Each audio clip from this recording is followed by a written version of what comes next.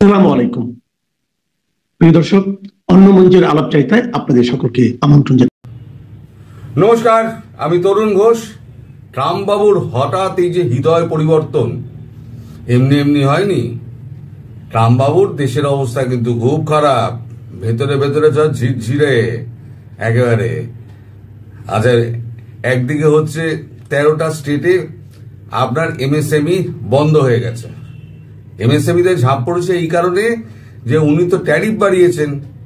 এবার medium and small scale industry MSME যেগুলো আছে, সেই এমএসএমই গুলো এখন মাল একে তো ওদের ওখানে লেবার চার্জ বেশি, তার উপরে এখন মাল কিনতে গিয়ে তাদের অতিরিক্ত মূল্য দিতে হচ্ছে, কারণ ট্যারিফটা তো লেগেছে অন্য দেশের ওপরে।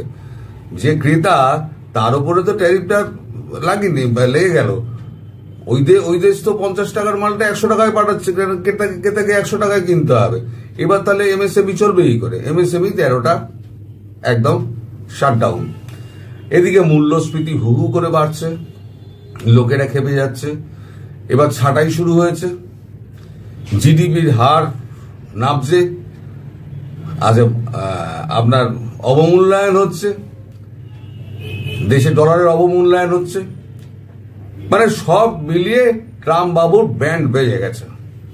এখন আমাদের কাগজে যেটা বেরিয়েছে সেটা থেকেই আমি আপনাদের একটু পড়ে শোনাই, তাহলে পরে আপনারা বুঝতে পারবেন যে ট্রাম্প বাবুর হালত কতটা খারাপ।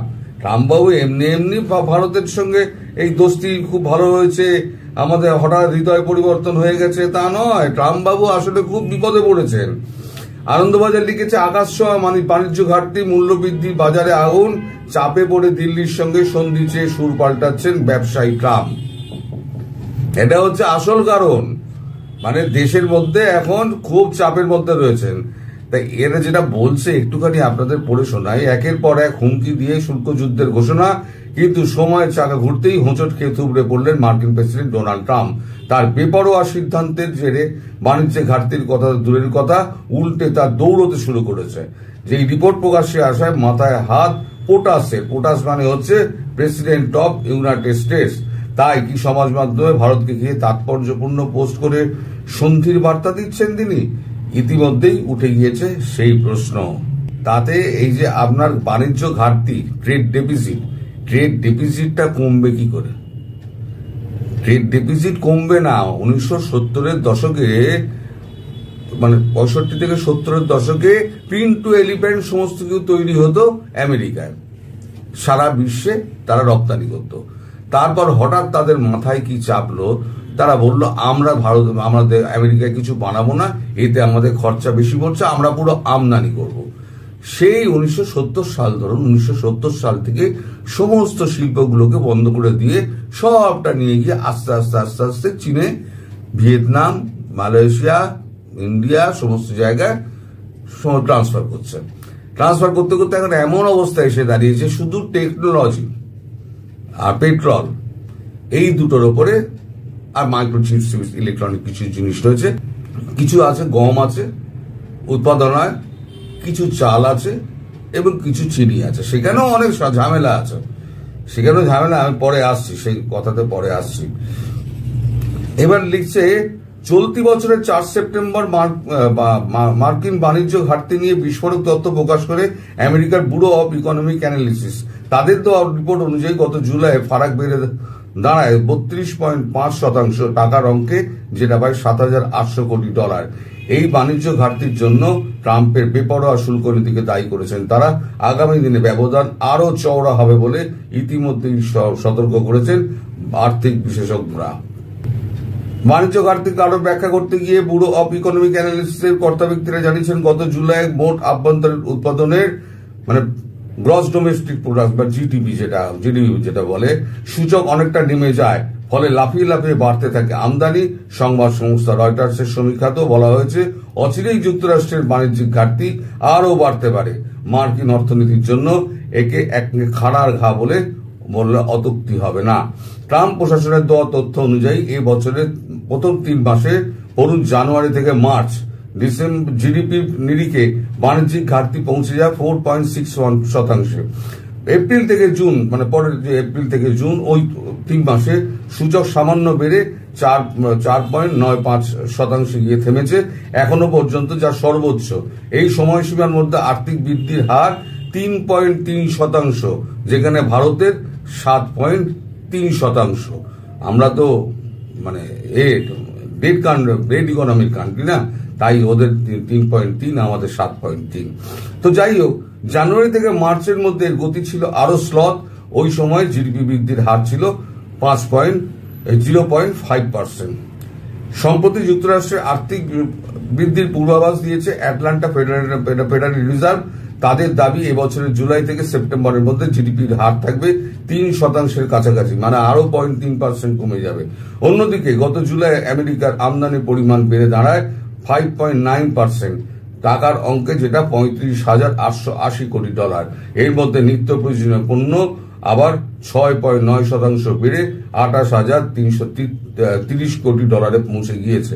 অর্থাৎ আপনি যদি ট্যারিফ বসান, প্রথম তো হচ্ছে নিজে কিছু করেন না, আমদানি করতেই হবে আপনাকে। আমদানি নির্ভর আপনার দেশ এখন হয়ে গেছে।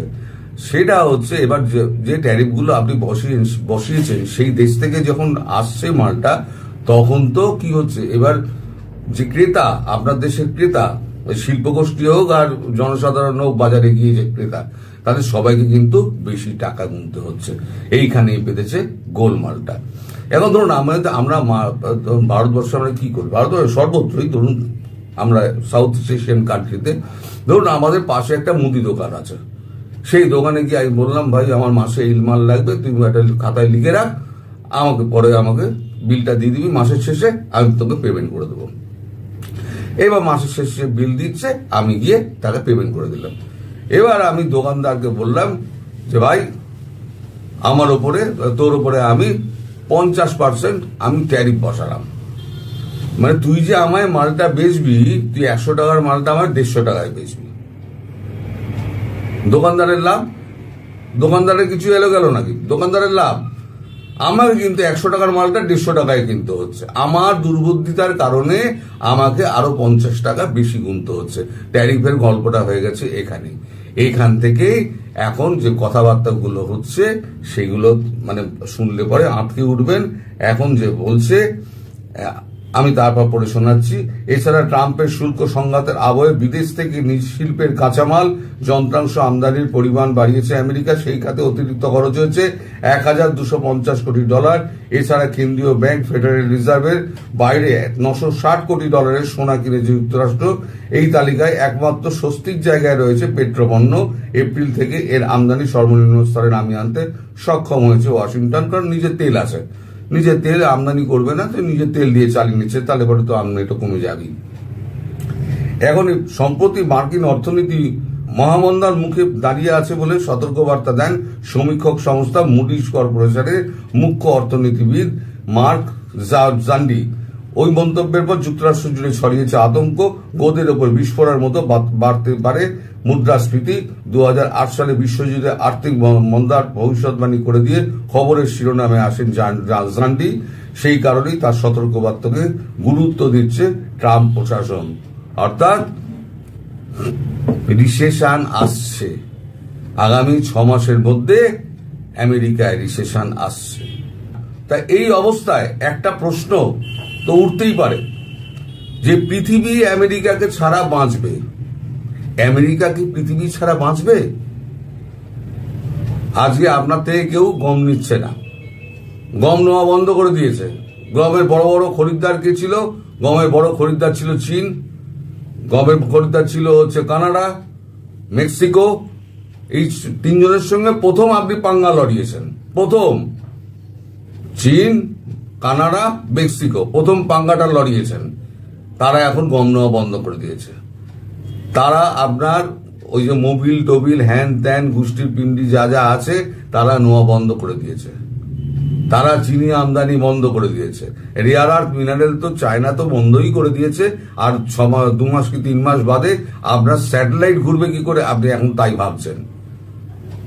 ডার্কেস্ট চীন, ভারতবর্ষকে চীনের দিকে আপনি পাঠিয়ে দিয়ে এখন আপনি বলছেন যে ভারতবর্ষ ডার্কেস্ট চীনের কাছে পৌঁছে গিয়েছে। টিপ পৌঁছালো কি? আপনি তো পৌঁছালেন। আর মোদ্দা কথা, ট্রাম্প বাবুর এখন ব্যান্ড বেজে গেছে। এখন ব্যান্ড বাজার কিন্তু অনেক বাকি আছে। আপনারা সবে দেখুন, এই সবে শুরু হলো, এরপরে অর্থনীতি গিয়ে কোথায় দাঁড়ায়। আমি বললাম রিসেশন আসছে, রিসেশন আগামী 6 মাসের মধ্যে যদি এই ব্যবস্থার পরিবর্তন না হয়, যদি নাক ঘষ্টে যদি ভারতের কাছে না আসে, তাহলে পরে ট্রাম্পের দেশে মানে মার্কিন যুক্তরাষ্ট্রে রিসেশন আসতে বাধ্য। সবাই ভালো থাকবেন, সুস্থ থাকবেন।